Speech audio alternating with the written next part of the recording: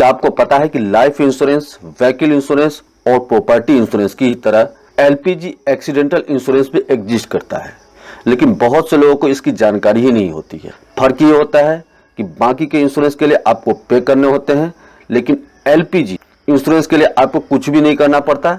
इसके लिए डिस्ट्रीब्यूटर कंपनियां जैसे भारत, एचपी और इंडियन गैस जैसी कंपनियां इंश्योरेंस कंपनियों से थर्ड पार्टी पॉलिसी कराती हैं, जिसे कहते हैं पब्लिक लायबिलिटी पॉलिसी। और इसके तहत 3 तरह के कवरेज इंक्लूड होते हैं। फर्स्ट, इंजरी के केस में medical claim, second in case of death और थर्ड प्रॉपर्टी डैमेज। अब जान लेते हैं इसे क्लेम करने का क्या प्रोसेस होता है। अगर अनफॉर्चुनेटली इस तरह की कोई मिसहैपनिंग हो जाती है, जैसे सिलेंडर ब्लास्ट जैसी घटना, तो सबसे पहले नियरेस्ट पुलिस स्टेशन में एक रिटर्न में आपको एफआईआर लॉन्च करनी होती है। उसके बाद ठीक 5 दिन के अंदर आपको अपने डिस्ट्रीब्यूटर एजेंट, यानी जो आपको गैस सप्लाई करता है, उसके पास रिटर्न में एक आपको कंप्लेन देनी होती है। साथ में आपके एफआईआर जो आपने किया है उसकी कॉपी सबमिट करनी होती है। अब डिस्ट्रीब्यूटर एजेंट की ये रिस्पॉन्सिबिलिटी बनती है कि वो इंश्योरेंस कंपनी को इन्फॉर्म करे और उसके बाद इंश्योरेंस एजेंट घटना वाली जगह पे आके डैमेज का असेसमेंट करता है, चाहे वो एक्सीडेंट के केस में इंजरी हो या फिर डेथ का केस हो या फिर प्रॉपर्टी डैमेज। यदि इंजरी का केस है तो आपको सभी मेडिकल बिल संभाल के रखने चाहिए, क्योंकि क्लेम के समय आपको ये बिल सबमिट करने होंगे।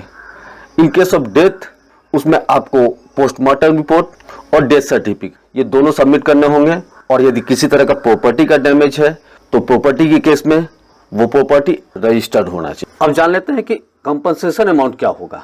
इसके लिए हम आ जाएंगे mylpg.in और यहाँ पे आपको देखने को मिलेगा स्कीम फॉर एलपीजी कस्टमर्स, और यहाँ पे आपको public utility insurance for LPG customer, चाहे आपका डिस्ट्रीब्यूटर कंपनी कोई भी हो, चाहे एचपी, इंडियन या फिर भारत। आप देखते हैं तो public utility insurance LPG set customers, इस पे क्लिक करने पे आपको ये सारी डिटेल यहाँ देखने को मिल जाएगी। यहाँ ये मेंशन है। अगर हम लायबिलिटी पे आते हैं तो यहाँ स्पष्ट मेंशन है कि पर इवेंट, यानी अगर एक कोई घटना होती है तो उसमें चाहे प्रॉपर्टी का डैमेज हो, डेथ केस हो या इंजरी हो, मैक्सिमम 50 लाख का कवर पर इवेंट होता है। पर पर्सन यानी प्रत्येक व्यक्ति 10 लाख का मैक्सिमम कवर हो सकता है। अब देख लेते हैं कि personal accident cover third party and customer property damage. Personal accident in case of death प्रत्येक व्यक्ति maximum 5 lakh, medical expenses 15 lakh जिसमें 1 लाख प्रत्येक व्यक्ति होता है,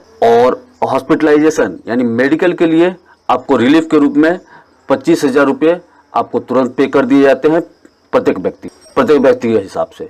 और प्रॉपर्टी डैमेज के केस में मैक्सिमम 1 लाख पर इवेंट, यानी कोई एक घटना होती है उसमें चाहे कितना भी डैमेज हो, लेकिन उसकी सीमा है मैक्सिमम 1 लाख। तो इस तरह से जो है एक्सेस करने के बाद आपको क्लेम मिलता है। लेकिन बाध्यता ये होती है कि सिलेंडर जो ISI मार्क ही होना चाहिए, साथ में रेगुलेटर और आप जो पाइप यूज करते हैं वो डिस्ट्रीब्यूटर कंपनी जो सप्लाई करते हैं वही यूज करना होगा, और साथ में आपको आपकी प्रॉपर्टी रजिस्टर्ड होनी चाहिए, और जहां आप गैस को यूज कर रहे हैं वहां इलेक्ट्रिक का कोई खुला वायर नहीं होना चाहिए। तो ये सारी चीजों को आपको ध्यान रखना होता है।